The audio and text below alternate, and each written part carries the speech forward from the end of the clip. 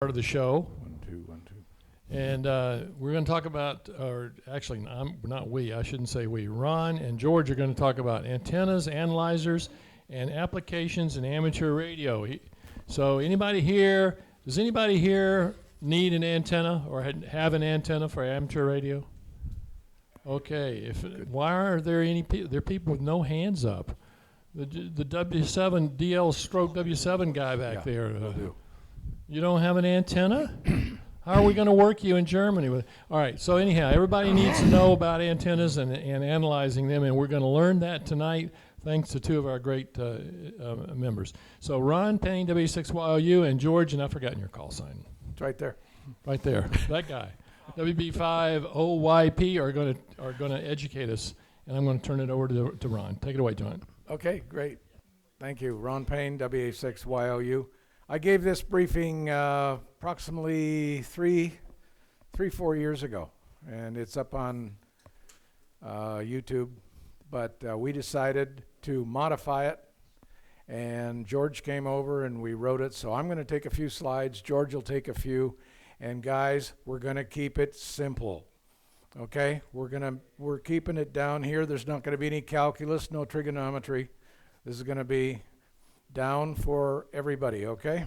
So, we're going to start with the half-wave dipole, something everybody's put up, half-wave dipole. And what does that mean? It means it is the mother of all antennas. Every antenna that I have up here, I have a Yagi.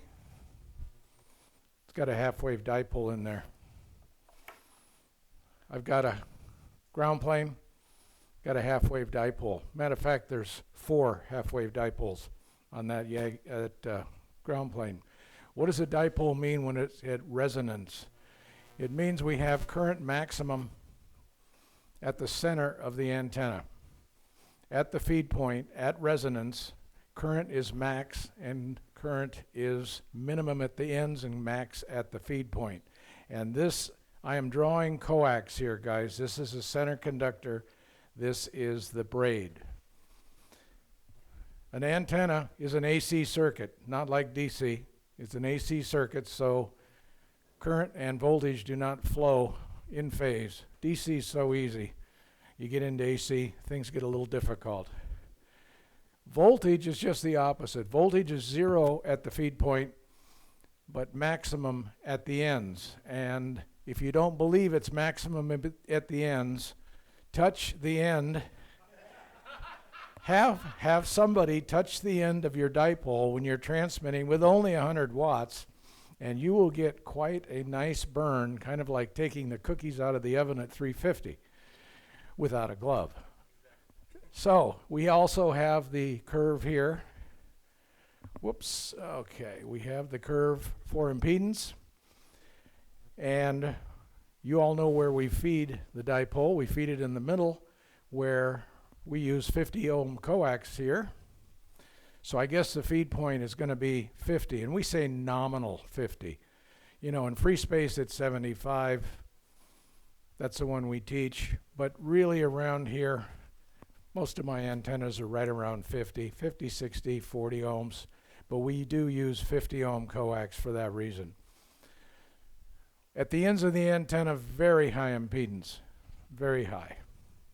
So my next question that I got from everybody was, what is so magic about a half a wave?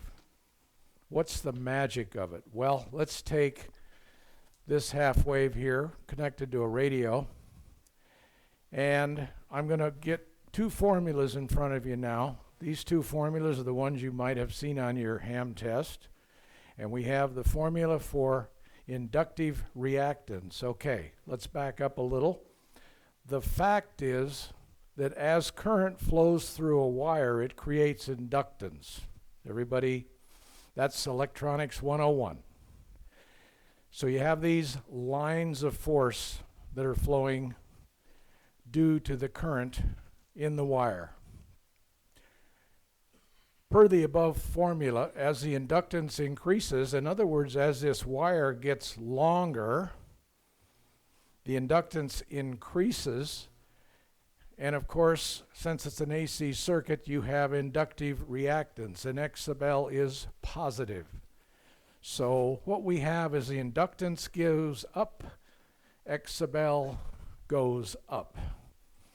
Very important. Everybody have that. The antenna is also a capacitor. So as you can see, it's not just wire. We have basically it's a series RCL circuit. From here to here is a certain amount of capacitance. From here to here is another capacitor. Here to here, here to here. The distance between the arms as you go out, more capacitance. Per the above formula, as capacitance increases, inductive reactance decreases. Okay? Everybody with me so far? Notice both formulas have one thing in common, not only the 2 pi, but it has frequency. Remember, not all antennas are the same. The length is based on the frequency. Therefore, at any given frequency, as the arms are lengthened, there comes a point where the X sub L, which is positive, and the X sub C, which is negative, become equal in value. Let's just say plus 60 ohms, minus 60 ohms. Guess what? They cancel out and become 0. Opposite in polarity and phase, thus their effective reactance becomes 0, and this is called resonance. This should answer some of the question that I've had from some of the members in here about what's so magic about this half wave? Why is a dipole a half wave? So, continuing on, this is what your radio sees. Coax cable. And it looks out to see a series RCL circuit. Now, let's just tell you what these 4 are. R sub O is the resistance of the copper wire itself. Maybe it's an ohm, 2 ohms. We all build our antennas out of a couple things, right? Copper, aluminum. I got a chain link fence right below my antenna. Dielectrics such as the earth, aluminum siding, R sub O. And then we have the X sub C and the X sub L, and then we have the R sub R, which is called radiation resistance. George, next 3 are yours. Hi, I'm George, WB50YP. I need a clicker. Yes, yes. Okay. Thank you. I'm probably preaching to the choir on most of this, but we're going to just point out a couple of things about that thing that goes between the radio and the antenna. We all usually have to have that. It's called a transmission line, and it's another part of the whole antenna system we have to deal with. It's just part of life that you usually would like to put the radio and the antenna in 2 different places, and you got to get the signal up there somehow. So, as Ron pointed out, there's losses in this system. Put this antenna up, there's a little bit of wire resistance, very low. This is where the magic happens. You're trying to pass a current through this so-called radiation resistance, and that's a fictitious thing, but it's really the energy represents the power radiated by the antenna, and we think of it as I squared R. It's the current through that loop circuit here times the resistance. And as Ron was pointing out, there's X sub C, or the capacitance, because you can visualize there's an electric field between those 2 wires that are sticking up there in space, and the wires themselves represent an inductance at AC. And if you play with these things just right, you can make the capacitance and the inductance cancel out. And what happens then? Well, as we know in an AC circuit, in order to get the maximum current flow, you have to have the voltage and current in phase. And if there's reactance in the circuit, either capacitive or inductive, the current and voltage won't be in phase, and you won't get maximum power through the circuit. So all you're trying to do is, at this feed point, maximize the current into this circuit, and we do that by a lot of different tricks. People use stubs, they use matching networks at the antenna, they use matching networks at the end of the feed line. They use every imaginable way to make that happen so that you get a feed point here that is resistive and does not represent a reactance in that circuit, which is going to cut down the amount of power that you'd like to do. So what's going on here is you've got a feed line, and you're going to have to figure out some way to get the signal out here and not mess it up or lose too much in the process. So tonight Ron's going to talk to you about looking at this point on the antenna and setting it so that you know that at least at this point where the coax or whatever the transmission line is going to attach, that you're going to get optimal results in it. So as he talked about, the antenna can be too, we had a question on that, what Harry brought up. Again, the antenna can be too long or too short, and if it's too long, you're going to have too much inductance. If it's too short, you're going to have there we go, it's, here it's a series RL, and in this case, remember that you've got something called, let's say you're using 50 ohm coax. And that's really one of the main things we wanted to get across tonight is you've got a piece of coaxial cable, and what you're trying to avoid is having a problem in feeding that piece of coax and having the coax not see its characteristic impedance at the end. As you all know, if you have any transmission line and it's designed in some manner to have what they call a characteristic impedance, that means if you have a 50 ohm coax and I put 50 ohms resistance at the end of that wire, feed a signal into the input of it, all the power, as the signal propagates down that piece of coax, when it gets to the end, all the power will get dissipated in that 50 ohm load. If it's anything but 50 ohms, 51, 49, 200, or it's 50 plus some reactance, some capacitance or inductance, see, and at the end, there's going to be reflection on the line. And that's what we call SWR, or standing waves. It will create a standing wave on the line because there will be a signal reflected from that end point. Now, when you have an antenna that is too long or too short, and it's not resistive at this point, the feed line may or may not be 50 ohms here, but certainly having that reactance on there is doing two things. You're losing power in the antenna circuit, plus it's going to be a reactive termination at the end of the coax, which is not a good thing. If the antenna is too short, it looks capacitive, and again, what you see here and here are not the same, again, because of the reflection at that point. If you fiddle with the antenna, and you know with a half-wave antenna, even as they pointed out, if it's out in free space, it's about 73 ohms. If it's down close to the ground, it might be something 450 or less. Different heights above ground, it might be closer to 90 or 100 ohms resistive. And, but it depends on that height as well as what's in the circuit. And that's just the way a dipole antenna works. Now, in this particular case here, the antenna is shown to be resonant. There's no reactance left in the circuit. It may or may not be 50 ohms. If it is 50 ohms, you are home free, and the feed line will dump all the power into that antenna 50 ohm circuit. If it's not, there's going to be some standing wave, and it's not the end of the world, but you can have that result. So Ron's pointing out here, in this case, the antenna is resonant if the antenna sees only resistance and no reactance. And that holds for any resonant circuit. Any capacitor, inductor that you can tune to resonance, as we call it, is resonant when you've reactance is tuned out and the X of L equals X of C, and you have some resistance left in the circuit, but that's resonance. Now, the feed line,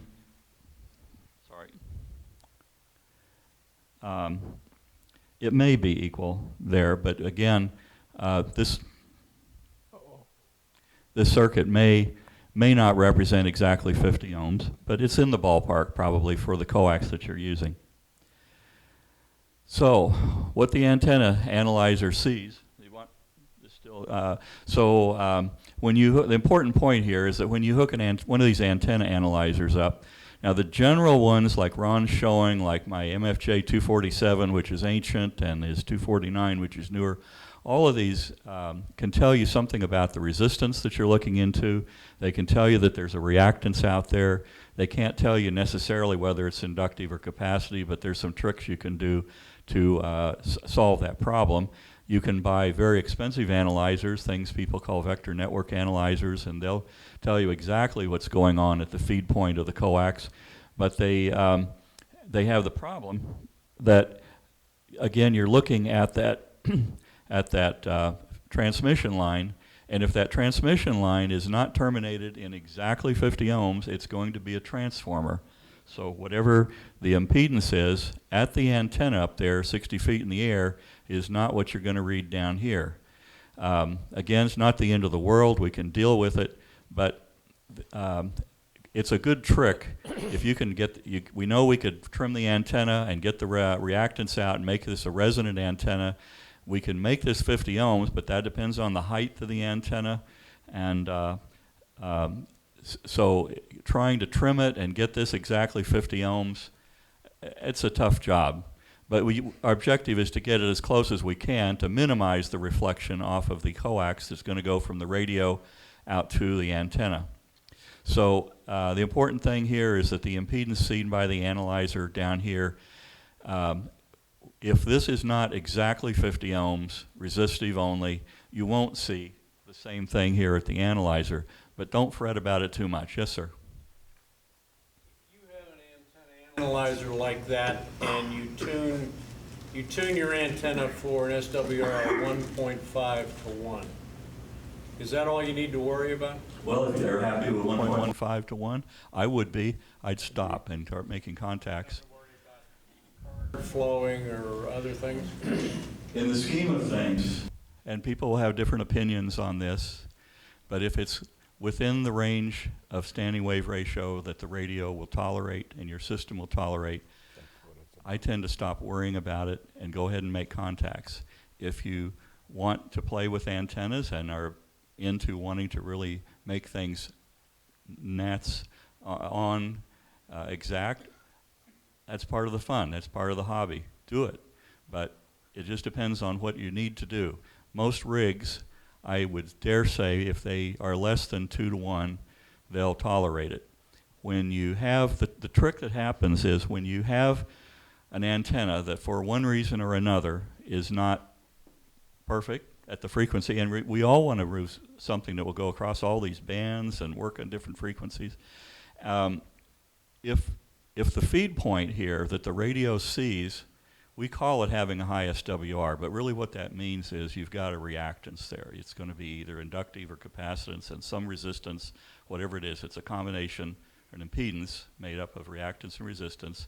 And if it's too far off of the design parameter of the transmitter, and the rigs these days want to see 50 ohms plus or minus some narrow window, if that is way off, like it can happen that the voltages across the transistors can rise to a point because they're not being loaded to the level that the designer thought they needed to be for his design parameters. So you could have problems where you could have a breakdown or something like that in the output stage. So that's why we worry about it a little and try to keep it within reason so the rig doesn't act up. Most rigs today, I think, have protection in them. They actually look at these parameters, and if it sees that the reactance being presented to the transmitter on that output port is too far off of its design parameter, it starts backing off power to keep things within reason so you don't blow anything up. But that's all that's happening, is that what we think of as that SWR reading isn't right, just means there's some reactance being presented to the radio at this point. Now, if you hook the antenna analyzer up there and you see that it's pretty darn close, and let me give you this example real quickly, and then Ron will get into some examples and do it. If you've got an antenna that for one reason or another you're running it off frequency, it's not tuned just right. Now I've got a 50 feet of coax or something in there. The thing to remember is that if you look here, this is going to give you some indication. This is not, it's not going to be exactly that because of the fact that this transmission line, if it's not working into exactly 50 ohms, it becomes a transformer. So it's going to have a different impedance at each end of the line. People use that as it's a good thing. You use transmission lines as transformers when you need them to be. But in this case, it's not going to see exactly, if this isn't exactly 50 ohms resistors, this will read something else. But if this is within control, and I'm going out on a limb here, but if you, in my opinion, if you're within reason and you can present that to your radio, you're good. But the other thing you can do is to put an antenna tuner in here and I was just at a ham's station Thursday, spent a good part of the day. He uses an antenna that's a doublet. It's fed with 4-inch wide open wire line. I don't know what the impedance is, 400 or 500 ohms, maybe 600 ohm feed line. His feed line is maybe 70, 80 feet long. The SWR on this line, on one band he had somebody model and they claimed it was about 150 to 1 SWR.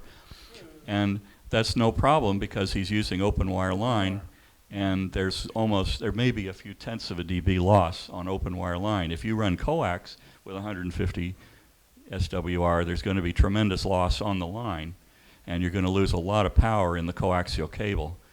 But that's the trick. When you see the hams doing it with the old doublet where they have just a random length of wire, open wire line, he goes into an antenna tuner, and within seconds, it's a homemade antenna tuner. He can tune anywhere across any ham band from 80 through 10 in just seconds with two knobs and actually a tap switch and a variable capacitor. Builds his own antenna tuners.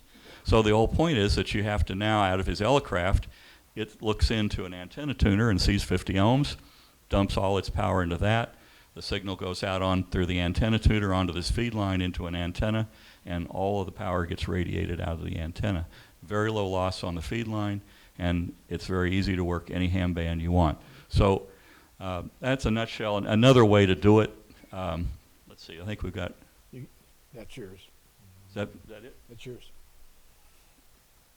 Okay, so to sum up, to measure that actual antenna impedance, you would really have to put the analyzer at the antenna or some way. Now, the vector network analyzers and a lot of these more advanced ham analyzers will either give you a menu. If you know the length of the feed line and you know the frequency you're operating on and you know the characteristics of the coax cable, you can do a pretty close job of calculating what the impedance is at the antenna by looking at the rig. And you got to know all those things, and if you shift frequency, you've got to recalculate it. And so some of the antenna analyzers out there let you go in and select the type of coax, and if you can tell them how long the cable is, they will crank that computation into the reading. Other analyzers, you'll find the more advanced ones have a system where you go out to the end of the feed line and you short it out, calibrate the analyzer, open it up, calibrate the analyzer, and then put 50 ohms at the end of the cable and calibrate the analyzer. And now what you read at the end of the coax where I'm looking at the rig end will reflect what's actually going on at the antenna, but you have to go through that step. Remember Ron talked to you a few weeks about how this transmission line is a bunch of series inductors and capacitors across it, and he told you how to calculate the characteristic impedance of the coax. You're allowing the analyzer to compute what that piece of coax looks like when you do those 3 steps I mentioned, and then the calculation can take those numbers and give you the correct reading out there. So it's what we're talking about here. In some way, the transmission line characteristics have to be compensated out of the reading by the analyzer, but we know that that's a kind of a pain. Most of the time, we're content to just look at the radio end, but we just have to understand what we're seeing there is the net result of the antenna system, which is the feed line and the antenna. And that's what you're going to have to put into your tuner anyway and make it work. Again, why are those readings different? Anybody venture an opinion on that? Sir? Just using Smith, well, 2 things.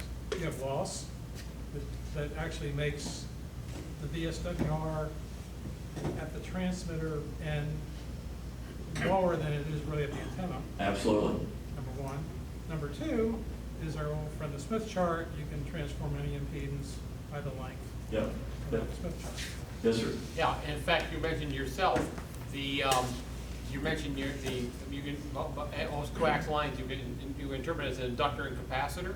Yep. The reality is, you also have resistors across the capacitor. Absolutely. And you have resistors in front of the inductors. That's right. It's called loss. And one way to get perfect SWR is go to 1,000 feet of feed line out to your antenna, and it will read 1-to-1 every time. Why? Because there's, well, your laws, and if there was a reflection, it gets lost in the losses you're speaking of on the way back to the meter, so it won't read anything. So that's another way to fix it. Yeah. Details. Okay, so let's see. So what we're going to do another day, and we'll set up some demos on this, is talk more about this evil SWR and how that happens. But that's what's happening. When there is a reflection off the end of the coax, because it's not seeing its exact termination, at the send end you're going to see some other reactance, and it's due to the fact that there's a reflection off the end of the line. And with that, I'm going to turn it over to Ron. Okay. Now we're going to make this down to earth also, because we could spend semesters on VSWR. Matter of fact, Maxwell's book, imagine the one called Reflections. It's about that thick. Guy's got a whole book on VSWR. Can you imagine? So we're just going to touch the very basics here. Very simple definition. On a transmission line, it is a ratio of the maximum to minimum voltage. And please, guys, let's say it like we're supposed to. VSWR. I hear people saying VSWR. Okay, that's fine. VSWR. Voltage standing wave ratio. No, VSWR. Let's say VSWR.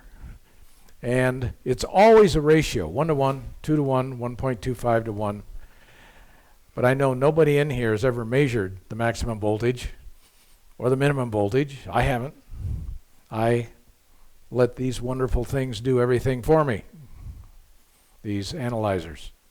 But that is exactly what you're doing when you say 1-to-1, 2-to-1, whatever. You can only have 1-to-1 when the transmission line is terminated in a pure resistance of the same ohmic value as the characteristic impedance of the line. What's that mean? It means your pure resistance of the same ohmic value. In other words, 50 ohm antenna, 50 ohm coax. Can you feed a 50 ohm antenna with 75 ohm coax? Yeah, of course. 50 goes into 75 1.5 times. It's VSWR right off the top is 1.5 to 1, but we can live with that. I mean, I've had friends that got some coax from the cable guy. Free. RG6, put it up for a ham station. Works perfect. Connector's hell to put on, but you can do that. If the load, which is the antenna, contains reactance, and guys, give me 2 reasons why it would contain reactance. Just 2 simple reasons. Too long or too short? Yeah. Fell on the ground. Got cut in half.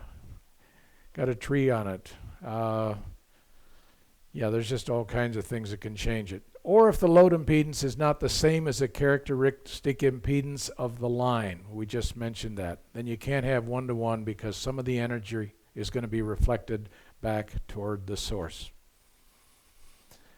So the bottom line is the interference of the forward waves and reflected waves creates standing waves on the line.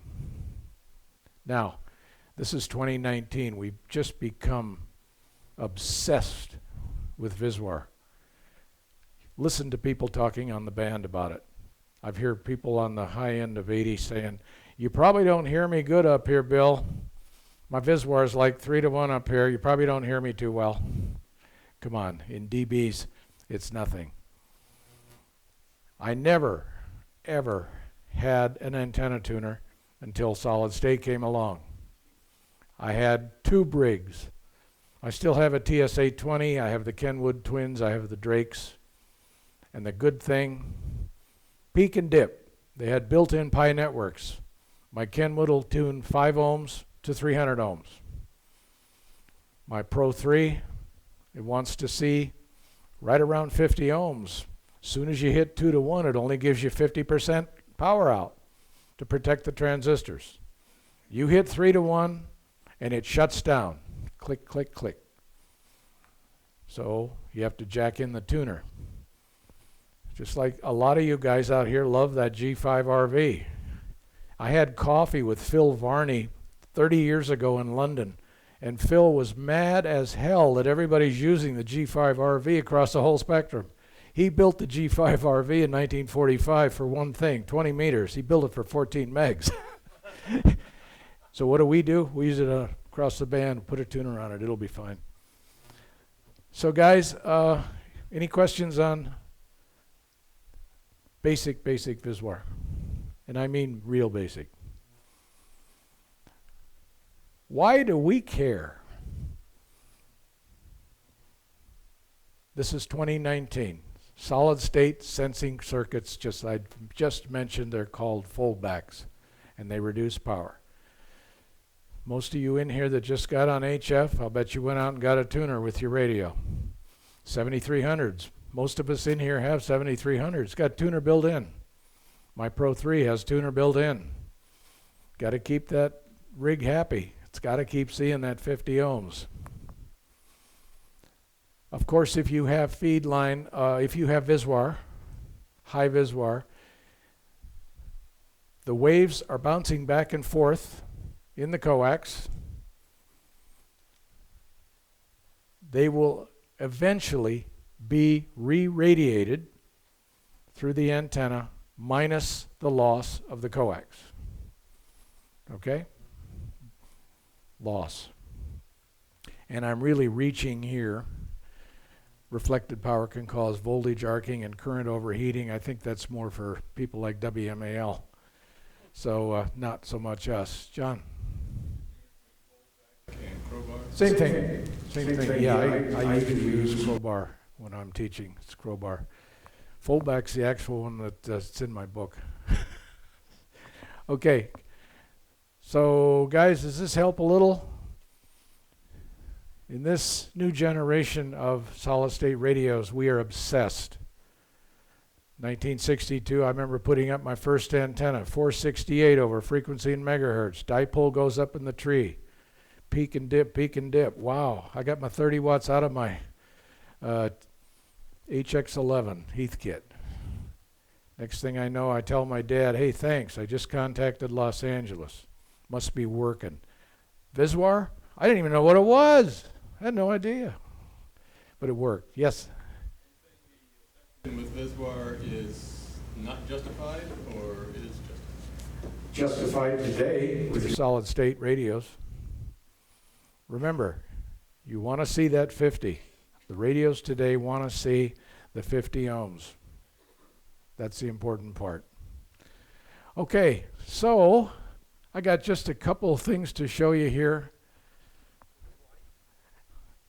How do you measure this today? Well, we got some beautiful, beautiful pieces of gear that you can buy. You can pay a little bit. This is the MFJ. Whatever you think about MFJ, this is a well-priced rig. It works good enough for ham radio people. Has a freak counter. The only thing I don't like, the 10 AA cells, man, goes through them like it doesn't last too long. Frequency range is good. Broadcast band up through 220, plus you have the 400 band. It takes 8 dBm of power, shoves it into the antenna, and then reads what comes back. And it'll run you about $309. And this is for my students because I caught a student one time taking his walkie-talkie feed line into here and he transmitted into it, and I think I heard some things pop. So yeah. Now my favorite, and I have 5 of these, 5 different antenna analyzers at home. I just absolutely adore the Comet 500 Mark II. It's digital, it's analog, it's got double A's. Look at this, 1.8 to 500 megs, and everything in between. The little screen here will give you a curve of your antenna.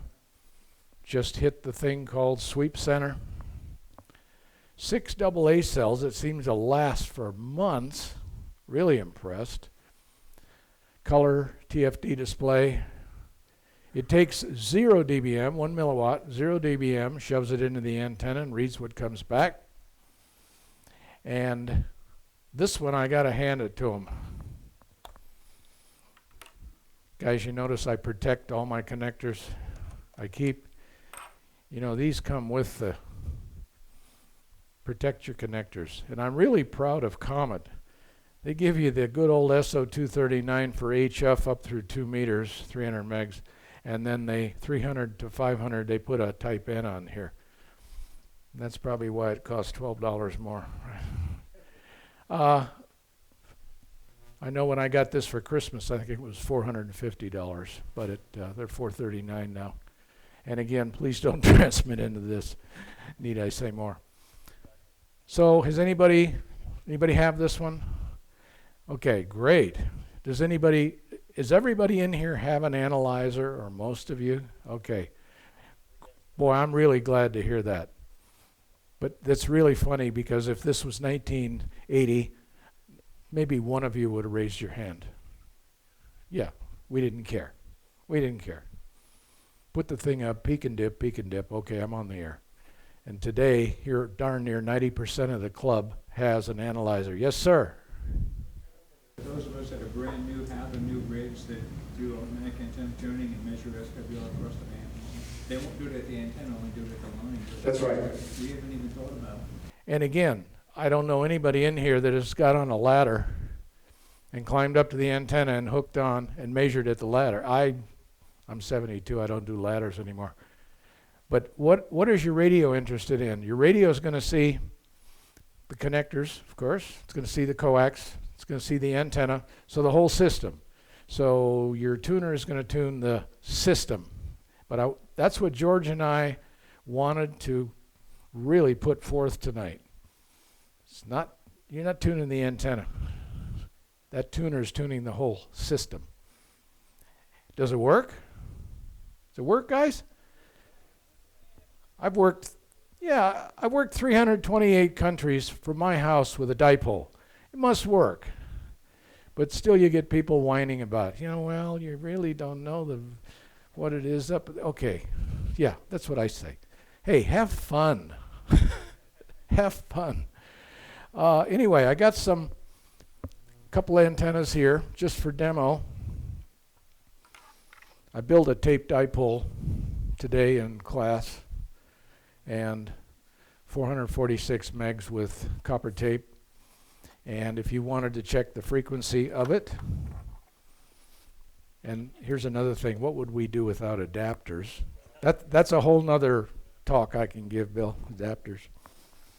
So I'm just going to put this on here and turn it on and put this in free space and put this on the frequency.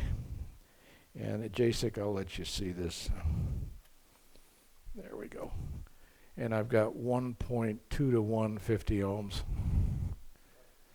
So, and you guys can come up here afterwards. Can you see that, JSIC, on the barely? So what I wanted to show you guys, that digital here, nice bar graph here. It says 1.3 to 1, or I can read it here in the meter, 1.3 to 1, and then here's the impedance over here. So let's do an antenna. I built this antenna this afternoon too. This is I could do another thing on homebrew antennas. This is a 440 meg 3-element Yagi that you can build for about 50 cents. And it's put it in the anechoic chamber. It's about 8 dBi gain. Front to back kind of, it's about 12 dB, but it works like $1 million. This is for 440. I know what you're thinking. Why didn't he bring some 2-meter antennas? Hey, I drove a Honda. Come on. He's going to get something. So I'm going to put this on here. And let's take a look at this one. Yeah, not bad. Not bad at all, considering all the stuff in the room. Okay, let's see. Minimum, there it is. Okay. 1.6 to 1, 1.6 to 1, 50 ohms. Not bad for a Yagi. Oh yeah, look at all. It is amazing. You don't know how much reaction you get from metal, from things when you mount an antenna. It's amazing, just near field, you know. What's that? Ah, yes, there you go. Thank you. And then I have one more to show you guys. My specialty is field expedient antennas, one you can build quickly in the field. I did that in a previous life. Okay, one more antenna to show you. Is anybody familiar with the WA6YOU antennas? He's in the handbook, and this is a wide-spaced 6-element Yagi for 440 megs, and the gain is 10.2 dBi in the anechoic chamber. Front to back is about 16. But man, this kicks butt. This is really something. This has got a J feed. Picture a J pole. Anybody have a J pole? The guy took a J pole, and that's his feed. And I made this exactly, 50 cents. Made this exactly per the handbook.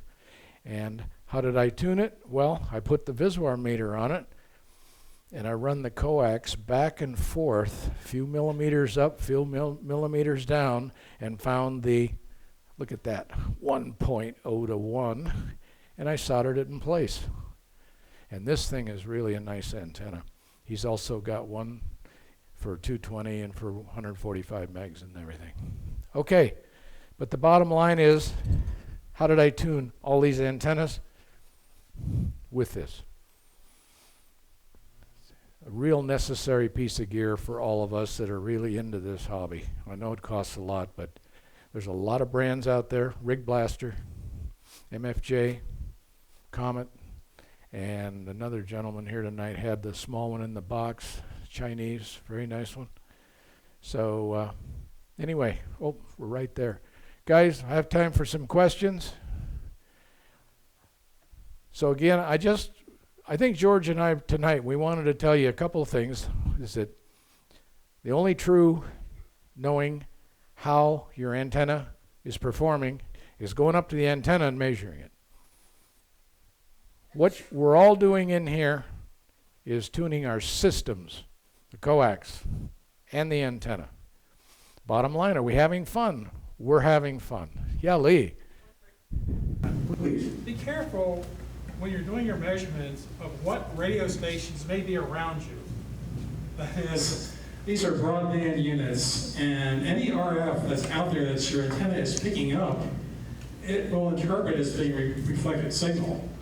So, like for us in Fairfax to have that 5 kW AM station, unless you put a high-pass filter on your radio, on your analyzer, when you're doing your measurements, you may be measuring a little bit higher VSWR than really exists. We're getting 1 volt peak to peak at our house from that AM station. So an FM broadcast, if you live near an FM broadcast, television station, paging transmitters, whatever, be careful when you're doing your measurements. And Lee, another thing, what if Lee was on the air? We live 100 yards apart. What if Lee's on the air and I'm up trying to set my VSWR?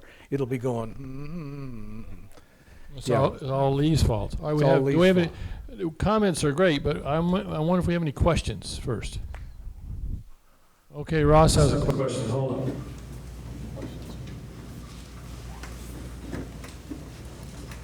Is SWR and VSWR, are they interchangeable Same terms? thing. Okay. Same thing. We just dropped the V.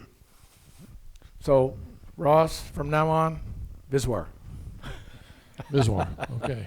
Great question. Any other questions? Was an opportunity to learn something. Okay, does anybody want to correct what Ron said? Lee? I have a question, which goes back to my other question. I tuned the antenna. It was a rotatable dipole. Okay. Tuned the antenna, got 1.3 to 1 on 40 meters. Connected it to the radio, keyed the radio went dead because it faulted off. any reason why that would have happened, because I did the system, and that's what the system showed me, but it kept coming back. Here's a coax coming down. You plugged it. It was 1.3 to 1 Right. on the, and you plugged it in the radio. Yep. There's something else wrong. But it worked okay on 20. I want to see. I want to see that. There's Did something you blow a else going on. fuse by any chance? Oh, well, okay. Maybe fuse. All right. Keith, you had a question? You have a short view system. I thought that the a point in the V for VSWR is to distinguish it from power standing wave ratio. George? I'm not sure I understand the question, but I don't. Let me see if I got it. Yeah, Keith reflected asked. power is generally what you're talking about. You were talking about the power standing wave ratio. Lee knows the answer. So, voltage standing wave is what we currently are measuring with HF. Now, we also can convert that into something called reflection coefficient. Right. In dBs. And you can measure that in power. For example, say we have a microwave system and we have a waveguide, and we can measure the forward and reflected power and compute the, if you will, the standing wave on the transmission line or within the waveguide. And they are interchangeable, but you do have to be careful because power is the square of the voltage. So you have to make that translation. So if you go in and look in the handbook, and you will see formulas for converting reflection coefficients into VSWR, so you can take power measurements as well as, and by the way, you can also measure current and get current standing wave ratios as well. Sure. But voltage is basically they're the same number, and that's what's easily measured. Yeah, and I didn't even get into reflection coefficient. I teach that in my class, and I use dB. I use dBs, but So that's for another class. VSWR is the one that's most useful to hams. Is that Yeah. a fair statement? Yeah. Okay. Yep. All right. Okay. Any other comments, questions? Great. Oh boy. Oh. Do we? Uh-oh. Warmest place in the room. This may be a little too advanced, but I'm really interested in having an exact multiple of a half wavelength, electrical half wavelength on your feed line, so that what you're measuring is actually what's going on right at the antenna. But I don't know if that's getting too fancy for this. You can do it. The last time I walked into a ham radio outlet and asked them for a half wavelength of coax, they probably didn't want to talk to me anymore. But, you know, I'm just saying it. I'm not making light of your question, Good. but that's the problem, is it's Good. only, that's right, if you have a half wavelength coax, then you get the inverse impedance at the opposite, and you're right. But that holds for if you know the type of coax, know the length of it, and Velocity the frequency that you're factor. operating on. So within those freak. constraints, you can, pardon? One freak, George. And one frequency, yeah. Because it has to be a wavelength, half wavelength at that one. So it's kind of hard. It's a good way to do it, but it's hard to make it universal across a lot of things you're trying to do.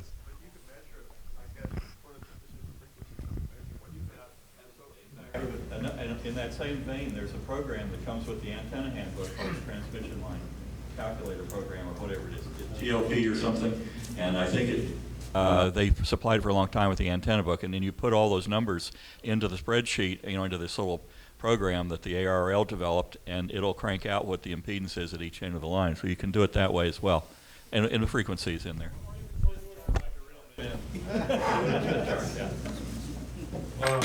We got multiple answers to questions that weren't even asked. That's great. Okay. Did you have more?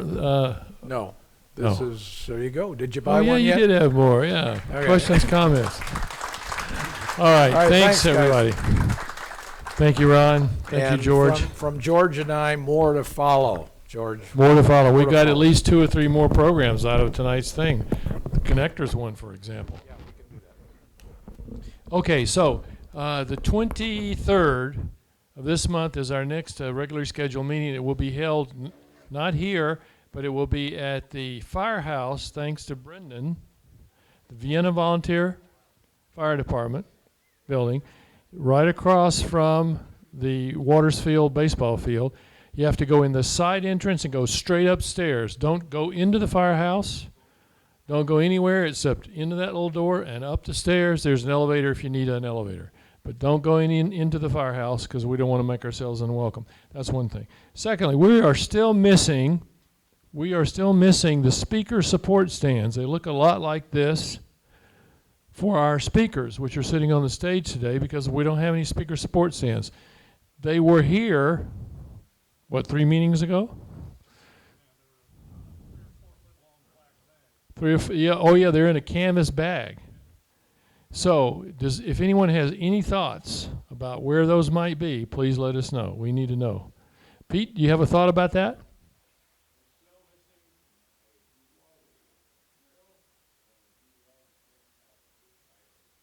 Missing a DeWalt power drill and a DeWalt impact driver, which are probably bright yellow in color. Yellow and black, and there are Pete's. So where were they last seen, Pete? Okay, at the locker, construction site. All right. Gary, you had something?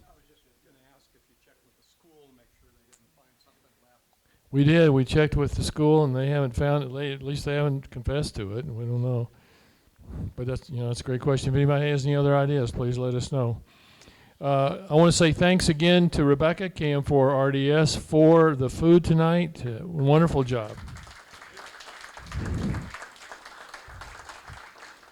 Rebecca, you're a saint. It's like feeding the homeless here tonight.